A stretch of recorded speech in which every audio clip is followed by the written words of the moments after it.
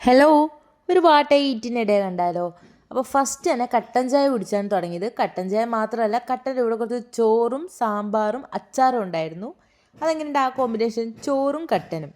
അപ്പോൾ ചായ കുടിച്ചു, ചോറും തിന്നു രാവിലെ തന്നെ. പിന്നെ ഒരു ഓറഞ്ച് ജ്യൂസാണ് കുടിച്ചിട്ടുണ്ടായിരുന്നത്. ഓറഞ്ച് ജ്യൂസിൻ്റെ എസ്തെറ്റിക് കപ്പിലാണ് ഗൈസ്. എൻ്റെ പുതിയ എസ്തെറ്റിക് കപ്പ് എങ്ങനെയുണ്ട്? അപ്പം അത് കഴിഞ്ഞിട്ട് നേരെ ഓഫീസിൽ പോയി അവിടുന്ന് ഒരു ജ്യൂസും ഒരു കേക്കും മേടിച്ചിട്ടുണ്ടായിരുന്നു. അതിനുശേഷം ഉച്ചയായപ്പോഴത്തേനും വീട്ടിൽ നിന്ന് കൊണ്ടുവന്ന ചോറും സാമ്പാറും ചെമ്മീനും അച്ചാറും ഉണ്ടായിരുന്നു.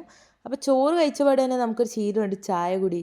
അത് ഉച്ചയ്ക്കും ഉണ്ടായിരുന്നു. ഉച്ചയ്ക്കും നമ്മൾ ചോറ് തിന്നപാടെ തന്നെ ചായ കുടിച്ചു.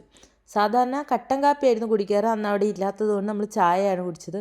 പക്ഷേ ആ ചായയുടെ ടേസ്റ്റ് അങ്ങ് ഇഷ്ടപ്പെട്ടു പോയതുകൊണ്ട് ഒരു 4 മണിയായപ്പോൾ വീണ്ടും ഒരു ഗ്ലാസ് ചായ കുടിക്കാനായിട്ട് വന്നു. അത് കഴിഞ്ഞ് ഷിഫ്റ്റ് കഴിഞ്ഞ് നമ്മൾ വീണ്ടും നേരെ പോയത് ഒരു ചായയും കൂടെ കുടിക്കാനാണ് ഗൈസ്. ചായ കുടി എന്ത് ചെയ്യാനാ, ചായ ഇല്ലാണ്ട് പറ്റത്തില്ല. അപ്പോൾ അങ്ങനെ നമ്മൾ ചായ കുടിച്ചു. ചായ മാത്രമല്ല, നമ്മൾ പിന്നെ ഒരു സ്പാനിഷ് ബ്രെഡ് ഓംലെറ്റ് കഴിച്ചിട്ടുണ്ടായിരുന്നു. അടിപൊളി സാധനമായിരുന്നു. ആദ്യമായിട്ടാണ് ഞാൻ സ്പാനിഷ് ബ്രെഡ് ഓംലെറ്റ് കഴിക്കുന്നത്.